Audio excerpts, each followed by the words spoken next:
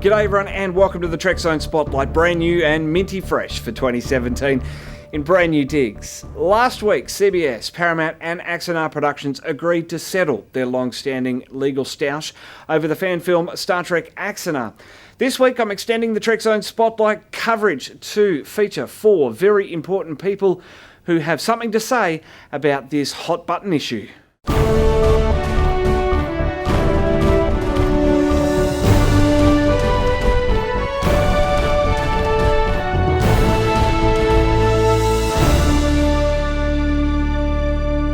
Joining me to begin extended coverage of the Axanar settlement is Eriq Gardner from The Hollywood Reporter in New York. Eriq, thanks so much for your time. Yeah, thanks for having me. What's your opinion on this saga as it's unfolded? Well, it's a very interesting, unusual saga. You know, it's something that I'd never expected to see. We've seen decades of fan-made works without much problem, and then here all of a sudden we had a lawsuit, and this lawsuit has gone places. It's been interesting. There's been lots of interesting discussion about the nuances of the legality of Star Trek, and it also proceeded a lot quicker than these disputes usually happen. There was fighting over such elements as whether the Klingon language could be copyrighted, and then both sides put forward their evidence. The judge made a ruling and allowed it to go to trial, and right before trial there was a settlement. I'm not so surprised that there's a settlement, but it's I guess I have mixed emotions about that. It would have been fascinating to watch the trial, but overall I'm glad that it worked out for all the parties.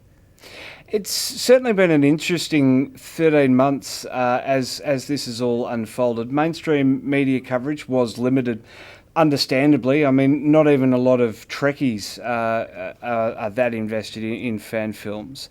There have been a handful of articles from major mastheads. What do you think drew the attention of the coverage that it received? The fact that it was so, interesting and unusual. I mean, there hasn't been too many lawsuits over fan works before, and there hasn't been a lawsuit quite like this on the Star Trek franchise, which has enjoyed popularity for decades. So I think that people were interested in it, and for many different reasons. Some people were, Trekkies who love the franchise and was either concerned about what the implications might be from this lawsuit, or just interested to see how everything was discussed. There were also a lot of lawyers who were very fascinated by what was going on, because it was something that they hadn't seen before. And so there was a lot for people to pay attention to, and there were a lot of mysteries involved too, including why did CBS and Paramount wish to go there.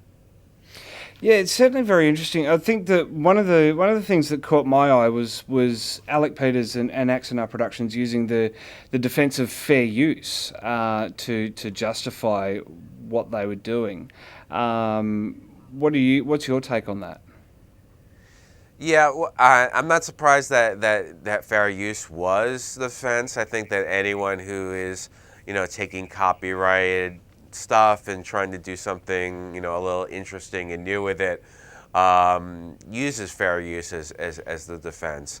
I don't think it ever was a particularly strong defense, though, for them, because the judge looks at such factors as, whether it was transformative, whether or not it hurt the market, and overall, although they tried to, present their work as some sort of mockumentary, if you actually, look at Prelude to Xananar, it's pretty seriously done. You could actually see this being, part of the Star Trek, canon, on maybe even the History Channel. That's how it came. So it wasn't the strongest argument for them. I think that there were other things they could have argued, but overall, a lot of people who are doing fan works, think that fair use is going to protect him. And a lot of times studios don't want to get into this fight because they don't want to, piss off their fans. But overall, it shows that the rights holders still hold the upper hand here. When the judge decided to toss out that fair use argument a couple of weeks ago in his statement, do you think that was sort of the moment for CBS and Paramount where they didn't feel as threatened by Peters and Axanar any longer?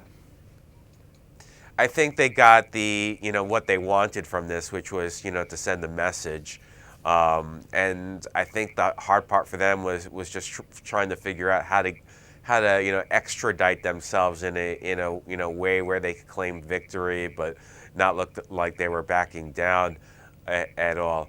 I don't know whether they ever thought Xananar was a threat, but they did see someone who is raising millions of dollars for a quote unquote professional quality work, and they I think for two reasons they fought this. One was to the extent that this could be a market substitute in any form, they didn't want that. And the second is, they have to protect the quality of the franchise. They don't want people going out there seeing, substandard works. Not that this was one of them, but they don't want anyone, kind of not the hardcore Trekkies, but kind of the casual fans, going out there and thinking, this is just a bunch of amateur work. So they have to, figure out a delicate dance here, and at the end of the day, they got a favorable ruling, and then they decide to just I guess take their riches and move on. I'd love to put a hypothetical to you. If it had gone to trial and the case was won for the defendants, if Axanar won, do you think that's a possibility that they could have won, that a panel of jurors could see Alec's point of view and that he had the case to win? Right. I mean, there's a few different ways that the trial could have gone. I don't think that the defendant had a good chance of victory. I mean, after the judge, basically decided that, they didn't have fair use and that the works were, substantially similar to him, there was, very, very narrow grounds on coming to a different conclusion. So the question was really, like how much damage is this going to be? Is it just going to be to get back all the money that they got in ads on YouTube, or was it going to be more? Were they going to be awarded money for every single infringing element that they used, from the Klingon language to Starfleet uniforms? And at the end of the day, they might have gotten $100 million verdict, but what would have been good for it? I mean, they wouldn't have been able to collect that. There would have been appeal that would have threatened the ruling that they got before. It would have generated bad press. So I could see the wisdom for them of not actually taking it to trial. Lastly, Eriq, have you seen Prelude to Axanar? Yes, I have. What did you think of it? I thought it was fairly well done. Like I said, I could see it on the History Channel. Not that Star Trek works usually go on the History Channel, but in a way, it's kind of this documentary that takes a fictional event and treats it seriously as if it did occur. People, doing monologues. I thought it was very professionally well done. I do not agree with Alec Peter's lawyers that it was a mockumentary, because it was a pretty serious thing. All the actors involved seemed to treat the Star Trek canon with respect and all that. It was certainly interesting and unusual. I don't know if I'd ever pay money to go see it in theaters, but it was fun. It's a nice bit of escapism, really, isn't it? That seems to be what the fans are going for, just to keep Star Trek alive. Right, yeah, it's a chance to kind of expand. I don't think that CBS or Paramount ever had any intention of making their own kind of prequel to the Gene Roddenberry series and treat that specific event. So this was, a chance to use imagination and to talk about something that was referenced, but never really explored. And it was escapism for people who are really into the franchise, who, wanted, to, really swim in it. I think it worked. Fantastic, Eriq. Thank you so much for your time. Thank you. Extended Trekzone Spotlight coverage of Axanar, The Settlement, will continue this week. Next up, Christian Gossett, the director of Prelude to Axanar, who joined me last year for a chat, will share his thoughts on The Settlement. Carlos Pedraza will then join me for his thoughts. He's a fan film producer and, as you might know, AXA Monitor's editor. He's joined me a couple of times and he's got plenty to say now that the case is pretty much over. Then on Saturday, I'm going to be joined by a man named Gary O'Brien, who's directed his very own fan production. It's called Chance Encounters. I'm lucky enough to see an advanced screening in the coming days, and I'm very much looking forward to it. It's part of my series of focusing on fan films done right. For now, though, I'm Matt Miller. Thanks so much for watching. We'll see you again very soon.